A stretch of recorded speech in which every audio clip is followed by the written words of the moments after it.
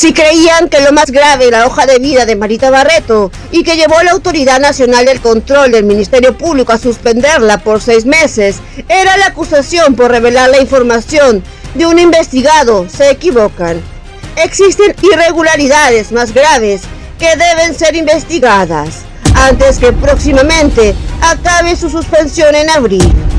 No nos referimos a las dudas planteadas con respecto a su tesis de maestría, sino a cosas que nos parecen aún peores y por las que nadie la ha investigado, ni menos sancionado, y se van dedicando a denunciar lo que está por encima, no lo que es más grave, porque desaparecer pruebas en los procesos es algo sumamente grave y son parte de las irregularidades que cometerían los fiscales a su cargo en los diferentes casos del EFICOP. Hoy tocaremos irregularidades en el caso de la red de Rodolfo Orellana. ¿Cómo es posible que en un caso tan grave como el de Rodolfo Orellana se pueda desaparecer 9 USB que habrían sido entregados como prueba por parte de los colaboradores eficaces? Aproximadamente 100 millones se han valorizado los inmuebles, dinero, joyas, entre otros bienes incautados. Eso nos permite de alguna u otra manera asegurar el objetivo de la investigación en lavado de activos.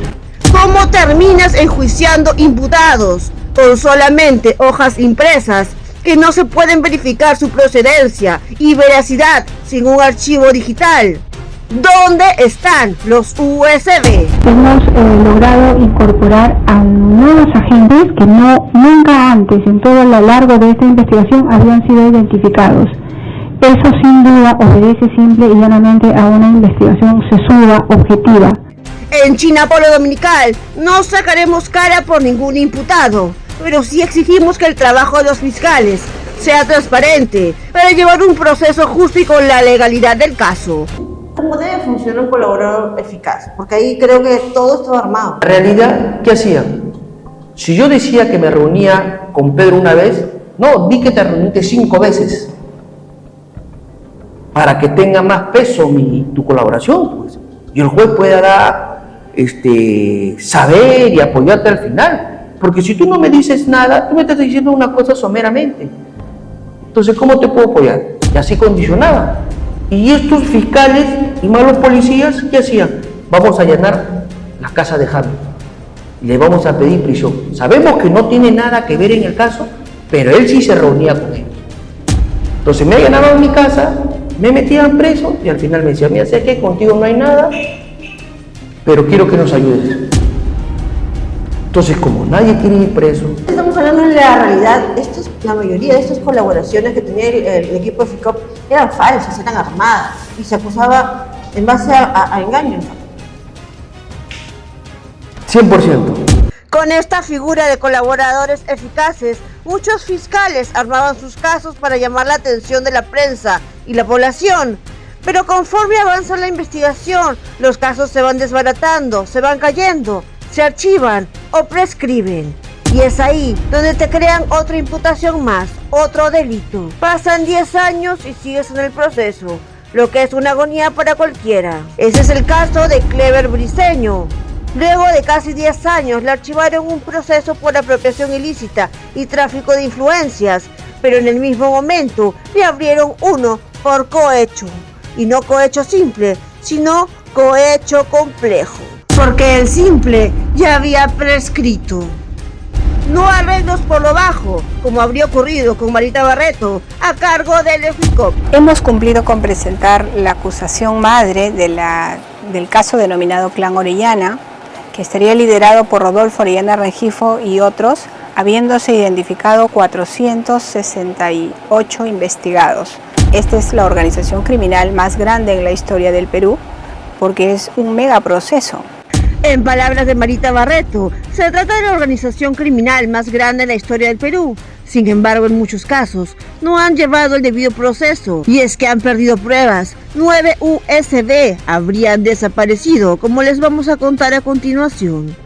Y ha hecho que enjuicien a las personas con hojas BON impresas, que no tienen ningún valor. ¿Tú como abogado qué opinas de que te sigan un proceso por hojas impresas? No, se han perdido los USBs. ¿Qué pasa? Que te haga un proceso por hojas impresas. ¿Tiene Cuando- valor? No, ¿Prueba? no tiene valor. Cuando un colaborador entrega, todo tiene que ser por acta. Y tiene que saber qué es lo que entrega. En el acta tiene que entrega un USB y respecto para qué. Y sobre qué hecho va a servir esa información. Y el acta tiene que estar firmada por el colaborador, porque acá hay un acta en que no la firmó el colaborador. No, tiene que, en el acta está quien recibe. Si es un fiscal adjunto, ahí está el fiscal fulano, siendo las horas tal del día tal, estando presente el fiscal adjunto, su dato, y también el colaborador, su abogado, fulano y tal.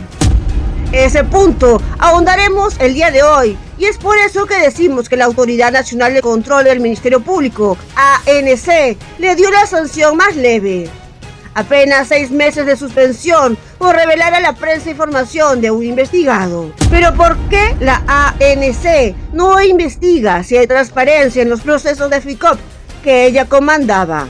Remontémonos a julio del 2014, cuando fue intervenido el estudio Orellana. Ellos están siendo investigados por el delito de lavado de activos y estos bienes, según la Fiscalía, tendrían un origen ilícito y los están siendo alquilados. En consecuencia, estos estarían percibiendo un dinero que tendría origen ilícito, que para el Ministerio Público significa los efectos o ganancias de origen ilícito. En consecuencia, lo que intentamos es asegurar que esos dineros sean recepcionados por el Estado y están a cargo de la administración por Pronavi. En julio del 2014 interviene en el estudio Orellana. Hubieron varios detenidos y muchos temerosos de acabar sus días en la cárcel decidieron convertirse en colaboradores eficaces. Pero estamos en el país de la corrupción y estos colaboradores eficaces se prestarían para todo lo que les pidiera el Ministerio Público con tal de librarse. Zoila Montoya Sernaque se convirtió en ese entonces en colaboradora, quien cumplía la función de cajera, y Wilmer Arrieta Vega, que era el cuidador. También, Zoila Montoya supuestamente le entrega a Marita Barreto cuadros en Excel que, según ella, había sacado de la oficina de Rodolfo Orellana y que involucran al abogado externo del estudio Orellana, Cleber Briceño. Sin embargo, no existe un acta firmada de entrega. Las fechas de esta entrega varían.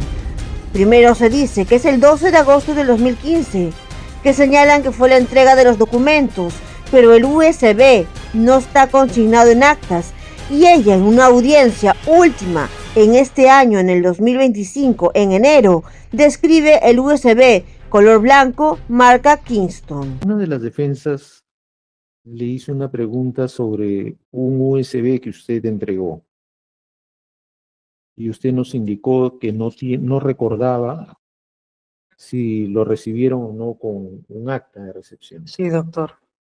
No recuerdo si fue con acta de recepción. Recuerdo que lacraron el sobre con el USB. ¿Con el logo de qué? Lacraron un sobrecito con el USB, un sobre pequeño, donde Ya, estaba. con el USB. Sí, doctor. Ya. ¿Y usted no recuerda haber firmado? No, doctor. Y asegura que no se acuerda si lo firmó. Sin embargo, para que valga el acta tendría que haberlo firmado ella, su abogado y Marita Barreto, y nadie lo hizo. Tú tienes que enseñar cómo recibiste esa información. Tienes que enseñar el acta, si firmó o no firmó, para qué sirvió. Después de recibir la información, si la contrataste esa información con lo que te dio el colaborador, con los jueces, ¿Qué tendría que pasar ahí? sanción para la fiscal, inclusive todo lo que estuvieron en la investigación. ¡Qué extraño! ¿Será que están escondiendo el USB? A propósito, misteriosamente luego cambian de versión y resultan que la fecha de entrega fue el 10 de agosto del 2015. Mientras que el otro colaborador, Wilmer Arrieta Vega, también habría entregado documentos impresos, donde se menciona al ex juez Cleber Briceño, quien entrega otro USB el 5 de diciembre del 2014. Luego entrega supuestamente 7 USB el 26 de junio de 2016.